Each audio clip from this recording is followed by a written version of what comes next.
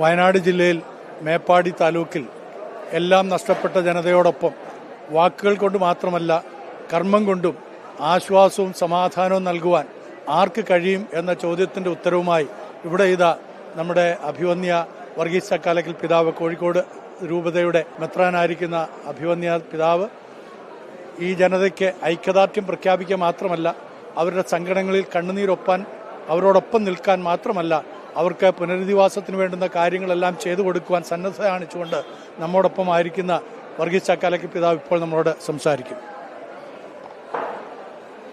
പ്രിയപ്പെട്ട ജോൺസണച്ചൻ്റെ ആമുഖത്തിന് പ്രത്യേകമായിട്ട് നന്ദി. നിങ്ങൾക്കറിയാമല്ലോ, ഇന്നലെ ദുരന്തമുണ്ടായത് മേപ്പാടിക്കടുത്ത സ്ഥലത്താണ്. ധാരാളം ആളുകൾ മരിച്ചു, ധാരാളം ആളുകളെ കാണാതായി. എത്ര ആൾ മരിച്ചെന്ന് വ്യക്തമായിട്ടൊന്നും അറിയില്ല. 120, 130 എന്നൊക്കെ പറയുന്നു.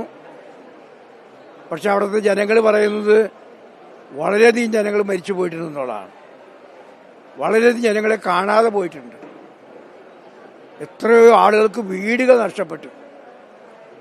ഞാനിപ്പോൾ ഇവിടെ നിൽക്കുന്നത് നമ്മുടെ സെന്റ് ജോസഫ് സ്കൂളിലാണ്. ഈ സ്കൂളിൽ ക്യാമ്പുണ്ട്. ഏതാണ്ട് 250-ലധികം ആളുകൾ ഇവിടെ നമ്മൾ ക്യാമ്പിലുണ്ട്.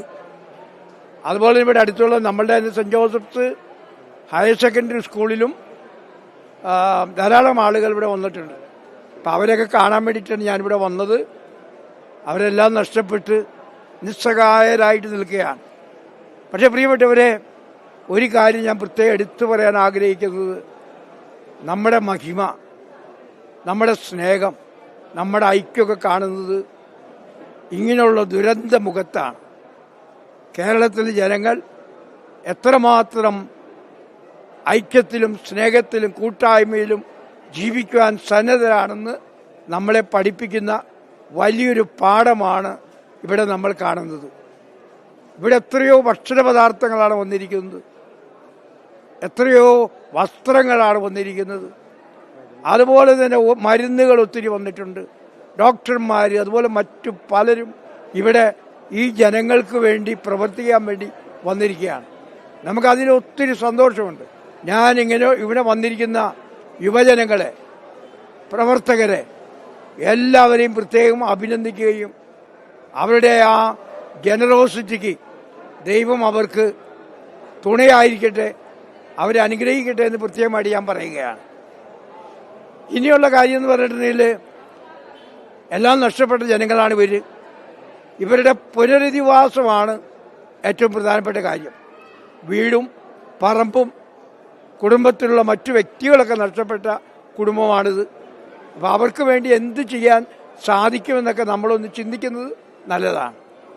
പ്രത്യേകിച്ച് കോഴിക്കോട് രൂപത അതിനുവേണ്ടി മുന്നിട്ടിറങ്ങും എന്ന് ഞാൻ പ്രത്യേകമായിട്ട് പറയുകയാണ്. ഗവൺമെൻറ്റിനോടൊപ്പം, അതുപോലെ തന്നെ ഇവിടുത്തെ ഡിസ്ട്രിക്റ്റിനോടൊപ്പം നിന്നുകൊണ്ട് അവർ ചെയ്യുന്ന പ്രവർത്തനത്തിൽ നമ്മുടെ സഹായം ഉണ്ടായിരിക്കുമെന്ന് പറയാൻ ഞാൻ ആഗ്രഹിക്കുന്നു. അതുപോലെ തന്നെ വേണമെങ്കിൽ നമ്മളുടെ കുറച്ച് സ്ഥലം തന്നെ കൊടുത്തുകൊണ്ട് അവിടെ പുനരധിവാസ കേന്ദ്രം ഉണ്ടാക്കാൻ ഞങ്ങൾ മുന്നിട്ട് വരും എന്ന് പ്രത്യേകം അറിയിക്കുകയാണ്. ഒരിക്കൽ കൂടി നമ്മുടെ ജനങ്ങളോടൊപ്പം, അതായത് പ്രത്യേകിച്ച് മരിച്ചവർ, എല്ലാം നഷ്ടപ്പെട്ടവർ, അവർക്ക് ഞാൻ ദൈവാനുഗ്രഹം നേരുന്നു. ദൈവം അവരുടെ കൂടെ ഉണ്ടായിരിക്കട്ടെ എന്ന് പ്രാർത്ഥിക്കുന്നു. ഒരിക്കലും തെറ്റുപറ്റാത്ത ദൈവം അവരെല്ലാവരും അനുഗ്രഹിക്കുമെന്ന് ഞാൻ വിശ്വസിക്കുകയാണ്. എന്തുകൊണ്ട് ദൈവമേ എന്ന് അവർ ചോദിക്കുന്നുണ്ടായിരിക്കും. അതിന് ഉത്തരം നൽകാൻ നമുക്ക് പ്രയാസമുള്ള കാര്യമാണ്. എങ്കിലും ദൈവം അവരുടെ കൂടെ ഉണ്ടെന്ന് പറയാനാണ് എനിക്ക് ആഗ്രഹം. ദൈവം അവരെ സഹായിക്കട്ടെ. ആ ദൈവത്തിൻ്റെ സഹായമാണ് ഇന്ന് ധാരാളം മനുഷ്യരിലൂടെ ഇവിടേക്ക് എത്തിക്കൊണ്ടിരിക്കുന്നത്. അവരെയും ഞാൻ പ്രത്യേകമായി അഭിനന്ദിക്കുന്നു. ദൈവം നിങ്ങൾ അനുഗ്രഹിക്കട്ടെ.